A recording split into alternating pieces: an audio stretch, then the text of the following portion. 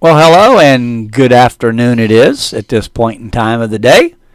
I just wanted to throw a quick video together about 5 things that I'd like to see them add to the cruise ship to help make our lives and theirs easier.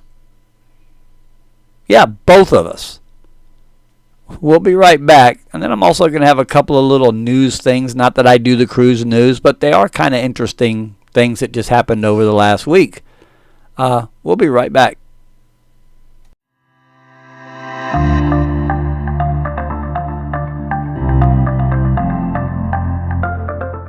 All right, and welcome back to Party of Two Cruising. I'm Patrick, and just a couple of little announcements. Again, I don't do the cruise news. I leave that to the other channels that I will actually watch their news. But did you hear that? Carnival and the Pirate. Yeah, he's leaving from 3 a.m. to 8 a.m. Yeah, you know, the Pirate Pizza. Yeah, can't get pizza no more from 3 a.m. to 8 a.m. Does this affect you?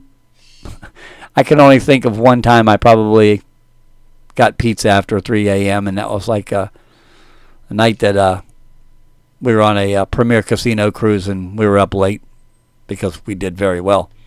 So other than that, I can't think of any other time that would affect me. How do you feel? Put it in the comments down below.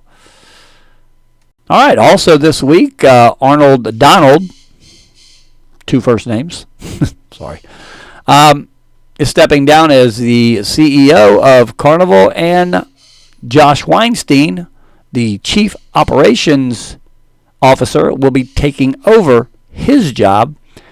And will we see changes? I don't know, but we know one thing that he'll be dealing with is soaring fuel prices. So we'll see how much of a challenge that is for him. All right, and lastly, just a real quick, doesn't have anything to do with Carnival, but it does have something to do with MSC, and that's in April of next year, so a year from now, the MSC Seaside will be docking in Port Canaveral. So we might have to try an MSC. Have you done MSC? We have never done an MSC. We've only done Royal, NCL, and Carnival. So if you've done MSC, leave it in the comments down below if you liked it, the dislikes, whatever, or go to the Facebook page and let us know, because I'm also almost willing to try it. All right, so on with the topic for today. My 5 top things that I wish they would add on a cruise ship. Okay? Number 1. Now tell me you've done this, because I know you have. It's about 8 o'clock in the morning. You're docking at a port somewhere on one of your stops, and you hear a commotion going on in the hallway, but you can't really tell what they're saying. And you run over to the cabin door in your SpongeBob SquarePants or your Superman underwear, and you have to open the cabin door to hear the announcements. How many of y'all have done it? I see you. I see you running over there now. Yeah, you can't hear the announcements in your room. What's up with that? When I first cruised Carnival and got on the Glory for the first couple, there were speakers actually out on the balcony. And they've kind of done away with that. I know when we just went on the Mardi Gras, there were no speakers out there. We couldn't hear the announcements back there or in our cabin. Why not install a switch or something, Bluetooth, whatever, because it would be probably expensive to run wiring, or maybe tie into the, because you know, so when there's an emergency going on, they can come into your cabin. Make a switch or something where we can turn the announcements on or turn them off, because I just as soon leave them on and get to hear those announcements. So what do you think? Now the next thing is Terry's thing that she would like to add to the cabin is, how about a clock? How many hotels do you go into that don't have an alarm clock or something in the room to let you know what time it is? They used to have clocks in like all the stairwells. They're not there anymore. Because they always tell you to stay on ship time, but I guess they leave it up to you to look at your phone. That might have switched automatically. But how about some clocks in the room, especially you people that have those inside rooms? When we have an inside room, it's pitch black in there, and you kind of wake up in the middle of the night, you want to know what time it is. You know, especially when you wake up 10 times like I do every night. I want to know what time it is. So just a digital clock. They could even be battery. They mount them on the walls, so we always know what time it is. All right, and number 3, how about instead of going to the bar all the time to get your sodas, where they have to pop open the can, put some ice in a cup or in your cup, and pour the soda in there, why not have soda fountain machines on the ship in 4 or 5 different places? One, say, in Guy's Burgers, one down on the Lido deck, one in the buffet, maybe one on the back deck somewhere, to where you can kind of fill your own sodas and save the bartenders from having to deal with you when they're trying to make drinks. Seems like it works. They started doing it on the Mardi Gras. Hopefully they'll bring that to all the ships, and again, lessen the workload of those bartenders who are working to make drinks. I get it, you're not going to be able to have one everywhere on the ship, but you know, you might still have to get a couple of drinks somewhere, you know, in some of the bars. But for the most part, out on the Lido, in Guy's Burgers, in the buffet area.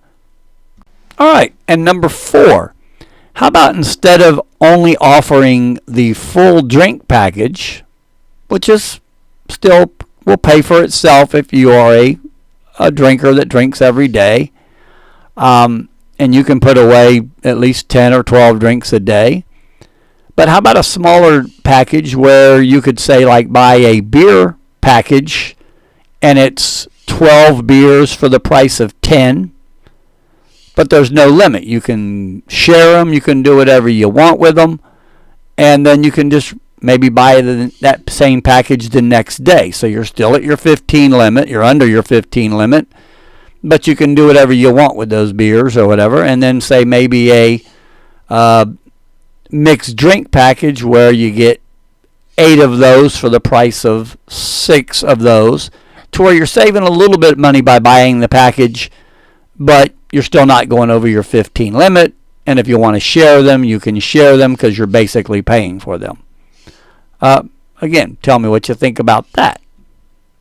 All right, and last but not least, number 5, which is already on NCL ships that we've been on, but Carnival needs to do it. Instead of using your snoozing tag all the time that occasionally someone will take, or when you open your door it blows off or whatever, but install on the new ships the little light system that you push the button in your cabin and it says, yeah, we're still in here, and it's red.